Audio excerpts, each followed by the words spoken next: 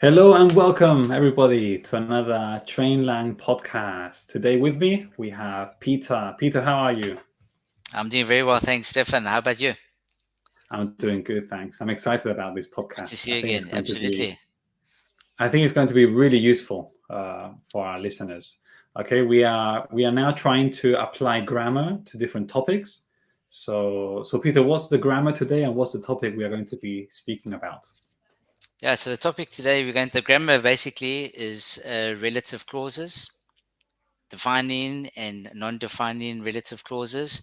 And the topic that we're going to practice this grammar is speaking about illness. Very good. So we all have illnesses. We all have Mm. family members that are ill, sick. They go to the doctors. So using relative clauses when speaking about this is really useful. Okay, so let's start with the first question. What Mm. are relative clauses, Peter? What do we use them for? Yeah, they're very important, Stefan, in English because they are used to give more information. So they provide more information about a noun in a sentence. So we can identify these relative clauses, for example, uh, the pronouns who, which, that, whom, whose, and they defining and non-defining. Yes, we also have where, when, and these words are good to Mm, introduce that clause. Yes, we remember that a clause is a part of a sentence. Okay, it's a section, and yeah. these pronouns they introduce that clause. I have a good example for you. If I say, "Hey Peter, that's the house," Okay. what? What about that house, Stefan? So Maybe give me that's more the house. information. Yes, That's there's it. not enough. You need more information. Let's repeat. Hey Peter, that's the house where I was born. Okay, that's different. That's different. Now you're telling me you're giving me more information. Yes. I'll give you another example. Hey, Peter, do you remember that day? Okay, what day are you talking about, Stefan? Very good. So, without the relative clause, it makes no meaning. There's no meaning there. Yeah, you need more Mm, information. Okay, I'll repeat the question. Do you remember the day where we were stuck at the airport for 24 hours? good, good. Now it makes sense. It makes sense because you're providing more information. Exactly. And that's what these relative clauses or relative pronouns do. They give more information. Mm, Who, when we speak about people, where, places, when, time. Okay, whose, when it belongs to good. something. And we can also use these relative clauses to join two sentences together. Mm, For example, if I tell you, Peter, there's the house. My aunt wants to buy it. Okay, that's two sentences. Is that the way we speak in English, or do we try and do something different? no, we definitely try and do something different. Although the two sentences can stand on their own, we need to join them together. So maybe it could be better to say, well, there's the house that my aunt wants to buy. Good. What Perfect. about this So one? that's What how about we this one? speak. Yeah, perhaps another one for our listeners, Stefan. An old man answered the door. He was Jake's grandfather. Okay. So those two sentences, as you said, they stand alone. Mm, They have correct meaning, but we don't speak like that. We try to shorten things, to cram them together. So then I would good. say, an old man who was Jake's grandfather answered the door.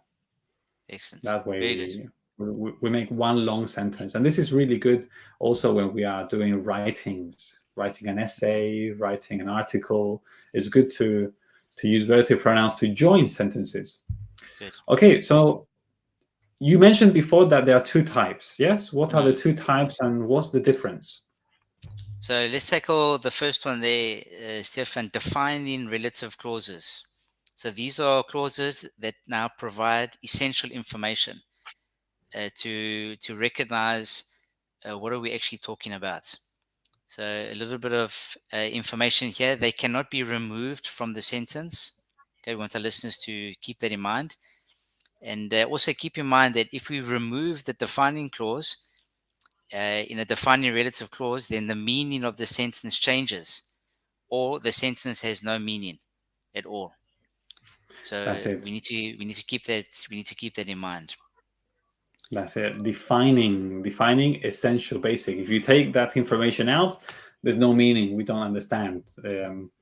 Imagine that we are in a car park, and I Yeah. say to you, Peter, the car is mine. And I've taken out the defining relative clause. Do you understand what I want to say? No. Do you know which car I'm talking about? You need to give more information. Exactly. So I need to add. So now the information we give, that's a defining relative clause. So I can say the car that is at the very back is mine. Okay, so good. And then we have non-defining. Non-defining is the opposite. Now what we provide is non-essential. Okay, students find it hard to remember defining, non-defining. So it's good to remember non-defining, non-essential information. You can take the information out. You can, without that information, the sentence is fine. The meaning is fine. Okay? And we usually put these between commas. Good. So an example there possibly could be, Stefan, the teacher who graduated from a very prestigious university explained the concept clearly. Now, remember earlier on you said we want to keep the sentences short and concise. The non-essential information here is who graduated from a very prestigious university. The reality is we don't need to know that. We can simply say the teacher explained the concept clearly. Exactly. That also makes sense. But here now we are including information that's really non-essential. That's not essential. Exactly. We can take it out or we can leave it. It's all fine. No, and it's important that it goes Exactly. in between with those commas. There's an example I always like. The doctor gave me this medicine. Does it make sense? The doctor gave me this The medicine. doctor gave me this medicine. It makes sense. But I can say the doctor who plays golf with my granddad at the golf country club every Friday at 5 p.m. gave me the medicine. Okay, all of that is non-essential. We don't need it. Okay, I would but say to you, it's okay, get to okay. the points. You need to get to the points. What's the point you're trying to make? Very good. Okay. Very good. Yeah, I like that Okay, so example. It's good. now how are we going to apply this to speaking about illnesses when we are sick? How do we use it? Well, it's good for us to use some examples, of how we can incorporate these relative clauses into discussions about illness. The flu, which is a contagious respiratory illness, is spreading rapidly. Okay, good. I Okay, like it. so That's a non-defining, yes? it's non-defining, yeah. Good. We can say the flu is spreading rapidly. The flu, which is a contagious respiratory illness, is spreading rapidly. I like that example. Good. So it's Okay, like I have also another. non-essential information, which is a contagious respiratory illness. That's yeah. So we need to also make sure that when we say non-essential, maybe it is important information. We're not saying it's not important information. Good. It is important. That's why we say it. But if we take it out of the sentence, the meaning is fine. We understand the meaning. That's the Yes. main point. Very good. Okay, I'll say another one. People who have diabetes need to monitor their blood sugar levels regularly. So people who have diabetes need to check their blood sugar levels. Good. This one Another one. is Yeah. yes. And sorry, just another example there. My friend Jane, who had a severe case of COVID-19 last year, is still recovering. Yes, that's it. Just So here another we're talking example. about different people who or which have different situations. Okay, when talking about symptoms, here's Yeah. one. I had a terrible headache. That sentence is fine. I'm going to add a non-defining clause. I had a terrible headache, which was a symptom of the flu. Okay. So here in this sentence, the non-defining relative clause is at the end, is not in the middle. But there is a comma separating the two parts. I had a terrible headache, comma, which was a symptom of the flu. Good. Another one very similar to that is she experienced nausea and vomiting. There's a comma, and which are common with food poisoning. Very good. That's it. So Exactly. here we've got some interesting vocabulary also with illnesses. We've got the headache, nausea, vomiting, food poisoning. To add Those are to that. very good words. In fact, let's move on to looking at some of these. Well, let's do a few more examples, and then we can move on to vocabulary. Good. Another one, medical history. I can say the man whose father had a history of heart disease is cautious about his diet. Let me repeat that one. It's quite long, lengthy. The man, comma, whose father had a history of heart disease, comma, is cautious about his diet. Is there any vocabulary there that's quite useful? Absolutely. Heart disease. Heart disease associated with illness is a good one to keep in mind. That's it. Patients with a family history of allergies often develop similar sensitivities. So here, allergies. The word allergies one. Yeah. is Something that important. you're allergic to. See. Perfect. So let's move on to some more vocabulary to speak about illnesses. Okay, illness, that's the first one. That's when you have bad health, when there is something wrong with your health. That's an illness. In fact, we say, I am ill. It is the same as I am sick, or Yes. I have a bad illness. What's the next word? Yeah, symptom. This is a physical or a mental feature that indicates a medical condition. Sometimes when you go visit the doctor, he'll say to you, okay, so what are your symptoms? And then you'll need to give a list of how you're feeling, what's wrong with you. So he wants to be able to identify what are your symptoms, and based on your symptoms, he can then provide a diagnosis. Hey, that's a 2-in-1 diagnosis. Very good. Good. So a diagnosis is basically when they tell you what they think according to those symptoms. Also, after the diagnosis, they'll give us a treatment. Okay. Good. So it can be medication or a special diet. So and the treatment will treat the illness. Okay. And it will help us to recover. But sometimes some treatments, sometimes we can get treatments by ourselves. We go to the pharmacy and we can get them. And other times they won't give it to us. They won't give us that medication. Why not? Well, because of the nature of the medication that's been issued, you need an official prescription. So this is an interesting word to keep in mind. A prescription really is a piece of paper. It's a written instruction from the doctor who has authorized the pharmacy to administer this medication to you. But you need to have a prescription from the doctor.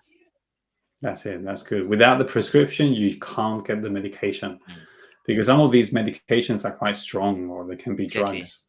Yes. Okay. Thank you. Now, the next one would be surgery. Sometimes we need surgery. There's no treatment or the treatment is surgery. Surgery is usually when you go into the operating theater and they open you up and they do things inside your body.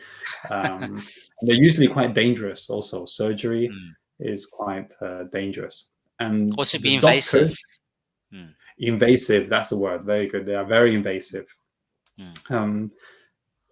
And the doctors who do the surgery, they are called surgeons. Surgeons.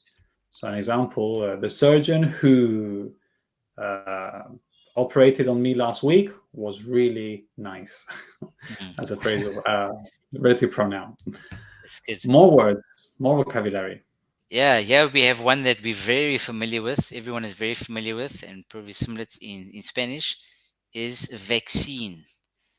So a vaccine is a special substance that is used to stimulate the immune system or to prevent the disease. So, for example, just recently, everyone was obligated to get the COVID-19 vaccine, and that was to prevent or to limit the chances of catching COVID-19.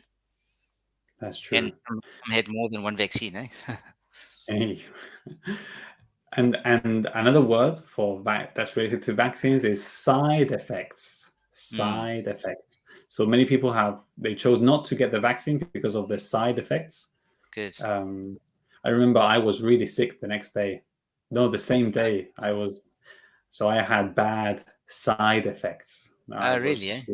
Yes, I was Okay. with fever. I was sick. Sure. I was very sick. Next one, medication. So we all know medicine. Many of our students, they know the word medicine. I take medicine. But then we also have medication. Okay. So it's Yeah, in and general, medication. all of the Yeah, medicine. exactly. So it's drugs that's used to treat the symptoms of an illness. Exactly. Mm. And one last one before we finish, emergency. What's an emergency? Yeah, this is important. It's a sudden and serious medical situation requiring immediate attention. So if you have an emergency, then you need immediate assistance, immediate help. It cannot be put on the sideline or delayed. It's serious. Yes. And we don't want Mm, emergencies. absolutely, not at all. No. Okay, but what we do want is English lessons, and we want to learn Exactly. English and improve. So if our students or listeners, they want to have a lesson with you, with me, or any of our amazing teachers, where should they Mm. go? Well, we want to encourage them to go to www.campus.trainlang.com. First lesson is free. Lots of excellent, great teachers that can help our listeners to improve their English. That's true. So Peter, thank you so much for your help today. That was really Great job, useful, Stefan. and Thank I you. hope to see you. I hope to see you next time. Bye bye, Again, everybody. very soon. Bye bye, everybody.